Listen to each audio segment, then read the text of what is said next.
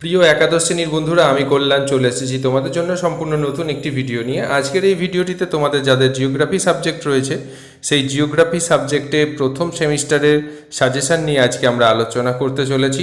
তো আজকে আমাদের সাজেশনের বিষয়টি হলো তোমাদের যে চ্যাপ্টার 2 অর্থাৎ ইউনিট ঠিক বলা যায় না, এখানে চ্যাপ্টার 2-এ যে মানবীয় ভূগোলের মৌলিক বিষয়সমূহ রয়েছে সেই সেকশনটাতে থেকে তোমাদের সাজেশান আজকের ভিডিওতে উপস্থাপন করতে চলেছি। তোমাদের এই অংশে এই মানবীয় ভূগোলের মৌলিক বিষয়সমূহ এখানে দেখতে পাচ্ছ। তোমাদের যে এই এইচএসের যে সিলেবাস সেই রেসপেক্টে দাঁড়িয়ে তোমাদের ক্লাস 11-এ যে পরীক্ষাটা হতে চলেছে 35 মার্কসে, সেইখান থেকে এই দ্বিতীয় যে অধ্যায়টা মানবীয় ভূগোলের মৌলিক বিষয়সমূহ, এখান থেকে 12 প্রশ্ন মান টোটাল সর্বসাকুল্যে 12 নম্বর আসতে চলেছে। অর্থাৎ 12টা এমসিকিউ বলো বা শূন্যস্থান বা ম্যাচিং এই জাতীয় মিলে মোট 12 মার্কস এখান থেকে থাকবে। তো তাই জন্যে আমি প্রথম এই জায়গাটার সাজেশান দিচ্ছি একে একে। উপরের আর নিচের যে অধ্যায় দুটো রয়েছে তারও সাজেশান আমি তোমাদের সামনে প্রোভাইড করে দেবো কয়েকদিনের মধ্যেই। আমাদের চ্যানেলে তোমাদের অন্যান্য বিষয় যেমন পলিটিক্যাল সায়েন্স, তোমাদের নিউট্রিশন, এই সমস্ত বিষয়েরও সাজেশান আপলোড করা হচ্ছে। সেই সমস্ত ভিডিওগুলোর লিঙ্ক এই ভিডিও শেষে এন্ড স্ক্রিনে দেখতে পেয়ে যাবে বা আমাদের চ্যানেলে চলে গেলে সেখানেও দেখতে পেয়ে যাবে। তো চলো আজকের ভিডিওটা শুরু করা যাক।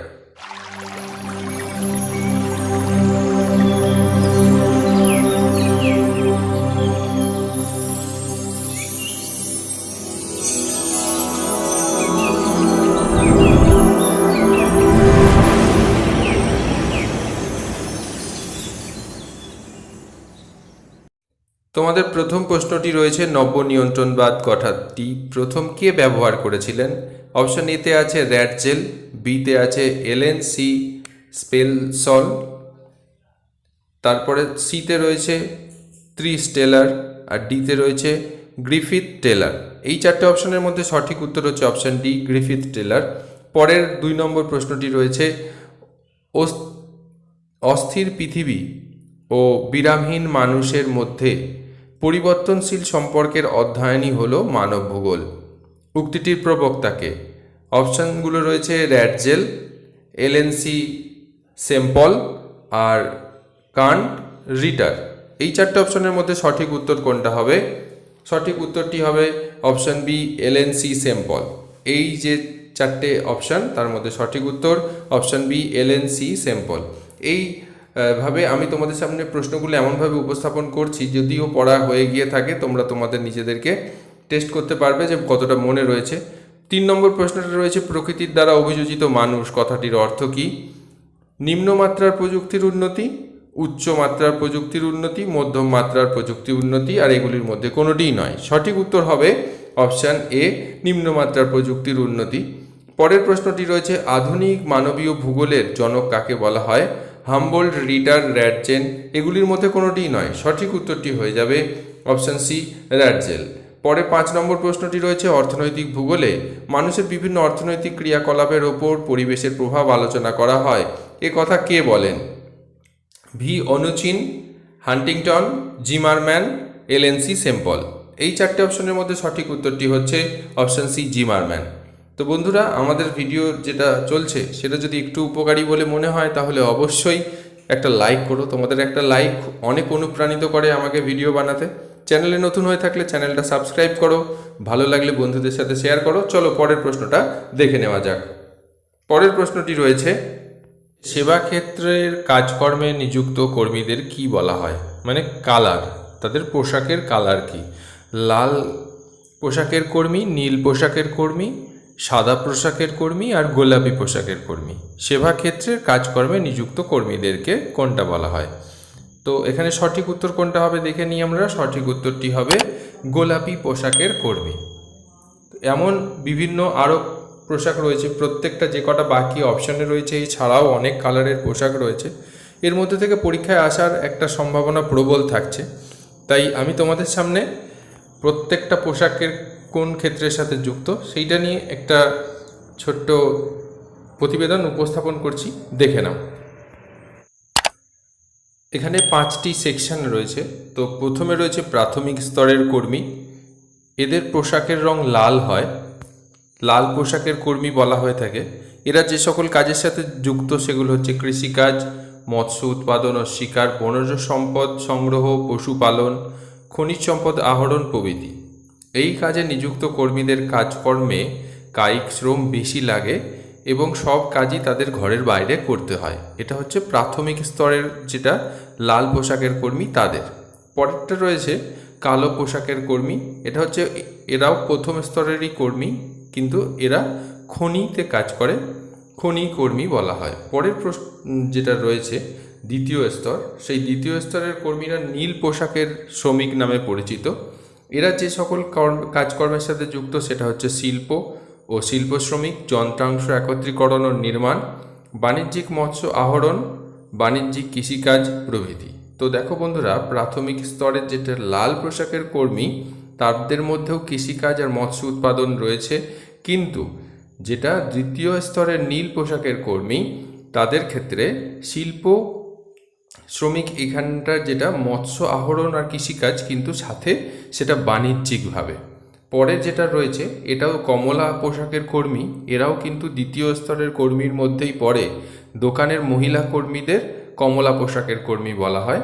আর হালকা নীল পোশাকের কর্মী এরাও কিন্তু দ্বিতীয় স্তরের কর্মীর মধ্যে পড়ছে, এরা হলো অস্থায়ী কর্মী। আর দ্বিতীয় স্তরের মধ্যে আরেকটা রয়েছে রংহীন পোশাকের কর্মী, অর্থাৎ বেকার বা কর্মহীনদের বলা হচ্ছে। ঠিক আছে, তারাও কিন্তু দ্বিতীয় স্তরের মধ্যেই পড়ছে, মানে রংহীন পোশাকের কর্মী যারা বেকার বা কর্মহীন। আর তৃতীয় স্তরের কর্মী যারা, তাদের পোশাকের রং গোলাপি, তাদের গোলাপি পোশাকের শ্রমিক বলা হয়। বাণিজ্য, পরিবহন, যোগাযোগ, বিপণন, পর্যটন, শিক্ষাদান, পরিচালন, ব্যবস্থাপনা ও বিনোদন, সেবা ক্ষেত্রের কাজকর্মে নিযুক্ত থাকেন এই পোশাকের কর্মীরা। এরা তৃতীয় স্তরের কর্মী। চতুর্থ স্তরের কর্মীদের রয়েছে সাদা পোশাক, তাই সাদা পোশাকের কর্মী তাদের বলা হয়। এরা তথ্য ও সংবাদ সংগ্রহ, বিশ্লেষণ, পরিবেশন, তথ্য প্রযুক্তি, কম্পিউটার, টেলিযোগাযোগ, জমি ও বাড়ির কারবার বা রিয়েল এস্টেট, প্রশাসনিক কাজ, বিজ্ঞাপন, প্রচার প্রভৃতি করে থাকেন এই সাদা পোশাকের কর্মীরা। পরেরটা রয়েছে হলদে পোশাকের কর্মী, এরাও চতুর্থ স্তরের কর্মী। এরা সৃজনশীল কাজের সাথে যুক্ত থাকে। পরের সবুজ পোশাকের কর্মী, এরাও কিন্তু চতুর্থ স্তরের কর্মী। এরা সামরিক কাজে যুক্ত থাকে, তাদের সবুজ পোশাকের কর্মী বলা হয়। তো বন্ধুরা, প্রশ্ন কিন্তু এরকম আসতে পারে যে সবুজ পোশাকের কর্মী কোন কাজে নিযুক্ত, বা সামরিক কাজে নিযুক্ত কর্মীদের পোশাক কেমন হয়, বা এমন আসতে পারে সবুজ পোশাকের কর্মীরা কোন স্তর থেকে বিলং করেন। এরকমভাবে প্রত্যেকটা যেগুলো আমরা দেখছি সেগুলো কিন্তু এমন ঘুরিয়ে প্রশ্ন আসতে পারে। পরের যেটা রয়েছে পঞ্চম স্তর, সেখানে রয়েছে সোনালী পোশাকের কর্মী। এক্ষেত্রে রয়েছে উচ্চ প্রযুক্তি নির্ভর চিকিৎসা, গবেষণা, উদ্ভাবন, উপগ্রহ পরিষেবা, রিমোট সেন্সিং, আইজিআই, পরিকল্পনা গ্রহণ, পরামর্শদান, পরিচালনা, প্রখর বুদ্ধিমান, জ্ঞানী ও অভিজ্ঞ কর্মী প্রভৃতি। এনারা হলেন স্বর্ণালী পোশাকের কর্মী। এই পাঁচটা স্তর যে কোনো একটা আসার সম্ভাবনা বন্ধুরা তোমাদের এইবারের ফার্স্ট সেমিস্টার পরীক্ষায় রয়েছে। তো ভালো করে দেখে নিও, দরকার হলে নোট ডাউন করে নিও। তোমাদের 7 নম্বর প্রশ্নটি রয়েছে বুদ্ধির ভাণ্ডার বা থিঙ্ক ট্যাঙ্করা নিয়োজিত থাকেন অর্থনীতির কোন ক্ষেত্রের সাথে? পঞ্চম ক্ষেত্র, চতুর্থ ক্ষেত্র, তৃতীয় ক্ষেত্র না দ্বিতীয় ক্ষেত্র? এক্ষুনি আমরা আলোচনা করলাম, তো সেখান থেকে একটা ক্ষেত্র আর কি, কোন ক্ষেত্রের মধ্যে এই বুদ্ধি ভাণ্ডারের মানুষজনরা থাকেন। তো সঠিক উত্তরটি হচ্ছে পঞ্চম ক্ষেত্রের। পরে 8 নম্বর প্রশ্নটি রয়েছে বাস চালক, দর্জি, মুচি, দোকানদার এরা অর্থনীতির কোন ক্ষেত্রের সাথে যুক্ত থাকেন? প্রথম, দ্বিতীয়, তৃতীয় আর চতুর্থ। 4টে অপশনের মধ্যে সঠিক উত্তর কোনটা হবে? সঠিক উত্তরটি হয়ে যাবে তৃতীয় ক্ষেত্রের সাথে যুক্ত থাকেন। 9 নম্বর প্রশ্নটি রয়েছে নিম্নলিখিত যে দেশটিতে কোয়াটারনারি ও কুইনারি ক্ষেত্রে সর্বাধিক সংখ্যক লোক নিযুক্ত থাকে? অপশান এতে ভারত, বিতে চীন, সিতে কেনিয়া আর ডিতে জার্মানি। এখানে সঠিক উত্তর কোনটা হবে? সঠিক উত্তর হবে অপশান ডি, জার্মানিতে। বন্ধুরা, তোমরা কোয়াটারনারি আর কুইনারি ক্ষেত্র বলতে কি বোঝায় জানো কি? যদি জানো কমেন্ট সেকশানে জানাও। পরে 10 নম্বর প্রশ্ন রয়েছে স্ল্যাশ অ্যান্ড বার্ন এগ্রিকালচার বলা হয় কোন কৃষি পদ্ধতিকে? এখানে স্থায়ী কৃষি, স্থানান্তর কৃষি, আদিম কৃষি বাগিচা কৃষি। চারটে অপশন রয়েছে, এখানে সঠিক উত্তর হবে কোনটা, সেটা যে ট্যাগটা রয়েছে স্ল্যাশ অ্যান্ড বার্ন। বার্ন মানে তো পুড়িয়ে টুড়িয়ে দেওয়া, তো স্থানান্তর কৃষিতেই এমন হয়, গাছপালা কেটে পুড়িয়ে টুড়িয়ে সেই জায়গায় চাষবাস করে আবার সেই জায়গাটা ছেড়ে দিয়ে অন্য জায়গায় চলে যাওয়া হয়, আবার সেখানে এসএমএস করা হয়। তো তাই জন্য অপশন বি হবে সঠিক উত্তর, স্থানান্তর কৃষি। পরের প্রশ্ন যেটা রয়েছে সেটা দেখে নেব আমরা। কেরল রাজ্যে স্থানান্তর কৃষি কী নামে পরিচিত? এখানে আছে পন্ডু, পোনাম, ঝুম আর হুমা। এখানে সঠিক উত্তর হচ্ছে অপশন বি, পোনাম। তো এখানে বন্ধুরা বিভিন্ন এরকম রাজ্য বা দেশে এমন স্থানান্তর কৃষির স্থানীয় নাম কিছু রয়েছে, তো সেগুলো নিয়েও একটা ছোট্ট প্রতিবেদন তোমাদের সামনে উপস্থাপন করছি, দেখে নাও। এটা মনে রাখার চেষ্টা করো, এক্সামে এখান থেকেও একটা আসার সম্ভাবনা রয়েছে। স্থানান্তর কৃষি বন্ধুরা বিভিন্ন জায়গায় বা বিভিন্ন দেশে বিভিন্ন নামে পরিচিত। তো আমাদের ভারত আর বাংলাদেশে স্থানান্তর কৃষি ঝুম চাষ নামে পরিচিত, শ্রীলঙ্কায় তার নাম হচ্ছে চেনা, মালয়েশিয়ায় নাম হচ্ছে লাদাং, ইন্দোনেশিয়ায় নাম হচ্ছে হুমা, মায়ানমারের নাম হচ্ছে টিঙ্গিয়া, ভেনেজুয়েলায় নাম হচ্ছে কোনুকো, ফিলিপাইন্সে নাম হচ্ছে কেইনজিন, মেক্সিকোতে পানামা আর মিলপা, দক্ষিণ আফ্রিকায় ফ্যাং ফয়জফল আকার অনেশ্বর। তো এই কটা হচ্ছে বিভিন্ন দেশ অনুযায়ী নাম, Bharat, Bangladesh, Sri Lanka, Malaysia, Indonesia, Myanmar, Venezuela, Philippines, Mexico, দক্ষিণ আফ্রিকা। তো এইগুলো একটু ভালো করে তোমরা দেখো বন্ধুরা, পারলে নোট ডাউন করে নিও। ঠিক যেমনভাবে আমি তোমাদের সামনে ছক আকারে এটা টেবিল আকারে উপস্থাপন করেছি, তোমরাও খাতাতে এরকমভাবে নোট করে রাখবে। অ্যাট এ টাইম পুরোটা দেখলে মনের মধ্যে থেকে যাবে। আর সাথে আমাদের ভারতের বিভিন্ন রাজ্যে, যেমন উড়িষ্যা ও অন্ধ্রপ্রদেশে স্থানান্তর কৃষি পড়ু নামে পরিচিত, পয়কার ডয়সু। আর কেরলে তার নাম হচ্ছে পোনাম, পয়কার নম। আর মধ্যপ্রদেশের নাম হচ্ছে মশান বা বেওয়ার। তো এই যে টেবিলটা তোমাদের সামনে উপস্থাপন করলাম, এটাও একটু ভালো করে নোট ডাউন করে রাখো, দেখো এক্সামে এর মধ্যে থেকেও একটা আসার সম্ভাবনা কিন্তু রয়েছে। চলো পরের প্রশ্ন দেখে নেওয়া যাক। তোমাদের 12 নম্বর প্রশ্নটি রয়েছে, কুকুর পোষ মেনেছিল প্রথম কোন দেশে? পশ্চিম ইরান, মধ্য এশিয়া, দক্ষিণ এশিয়া, উত্তর পূর্ব ইরাক। এই চারটে অপশানের মধ্যে সঠিক উত্তরটি হলো অপশন ডি, উত্তর পূর্ব ইরাক। আর ঘোড়া পোষ মেনেছিল প্রথম মধ্য এশিয়ায়। এটা একটা কোশ্চেন, এটা মনে রাখার চেষ্টা করো। পরের প্রশ্ন রয়েছে, ভারতের শ্বেত বিপ্লবের জনক কাকে বলা হয় বা milkman of India?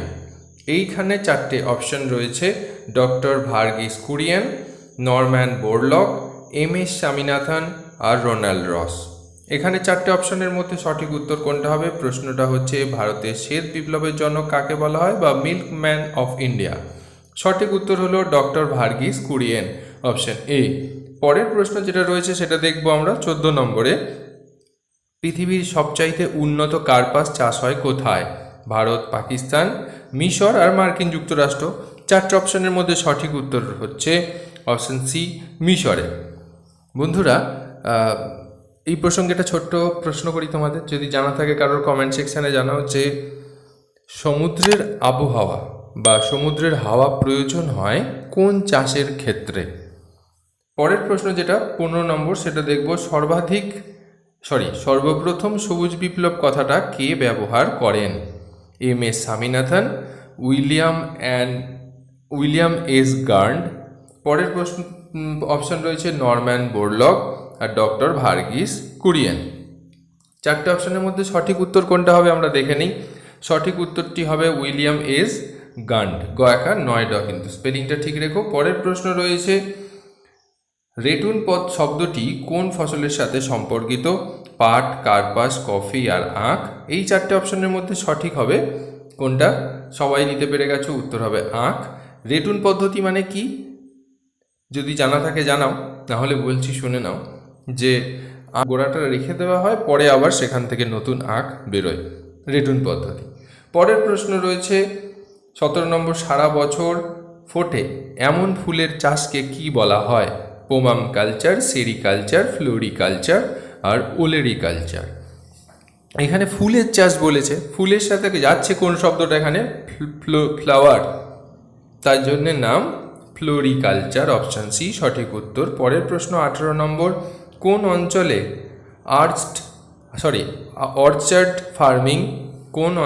Orchard farming দেখা যায়?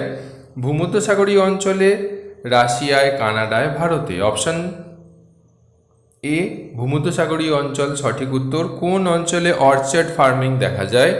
ভূমধ্যসাগরীয় অঞ্চলে। পরের প্রশ্ন রয়েছে, তার আগে একটা ছোট্ট তোমাদের কাছে জানার আগ্রহ রয়েছে আমার, যে ট্রাক ফার্মিং কোথায় দেখতে পাওয়া যায়? এই ওপরের চারটে অপশানের মধ্যেই কিন্তু সেই অ্যান্সারটাও নেই। তাই জন্যে এই চারটে বাদ দিয়ে কোন জায়গা হবে সেটা জানাও, যে ট্রাক ফার্মিং কোথায় দেখা যায়।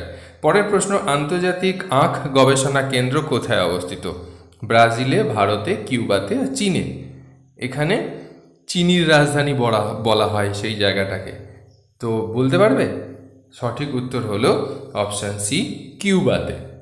পরের 20 নম্বর প্রশ্নটি রয়েছে, আঙুরের চাষের পোশাকি নাম কি?